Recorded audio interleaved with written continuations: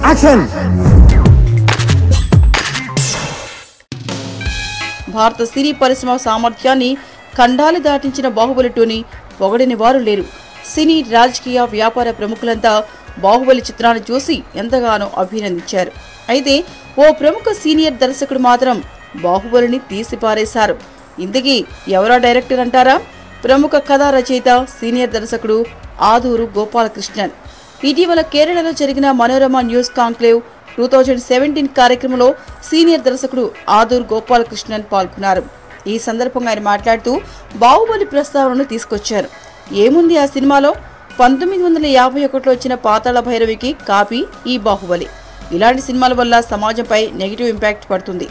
అందరూ అంటున్నట్టు బాహుబలి వల్ల భారత సినీ పరిశ్రమకు ఒరిగిందేమీ లేదు అన్నారు. అంతేకాకుండా 10 కోట్లతో మనం 10 సినిమాలు నిర్మించవచ్చు. అలాంటిది కొన్ని వందల కోట్ల రూపాయలు ఖర్చు పెట్టి ఇలాంటి సినిమాలు తీసేస్తున్నారు. అసలు ఇలాంటి సినిమాలు చూడటానికి తను 10 రూపాయలు కూడా ఖర్చు పెట్టను అని 75 ఏళ్ల ఆదూర్ వ్యాఖ్యానించారు.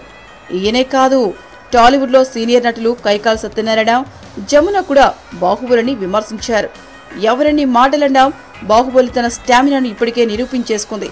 ఆదూర్ సొంత రాష్ట్రమైన కేరళలో కూడా బాహుబలి 2 రికార్డులు బద్దలు కొట్టడం విశేషం. Please subscribe to Friday Poster. Please subscribe to Friday Poster. For very interesting and hot updates, subscribe to Friday Poster. Please subscribe to Friday Post. Please subscribe to Friday Poster. Thank you for tuning into Friday Poster. Please do subscribe, like and share.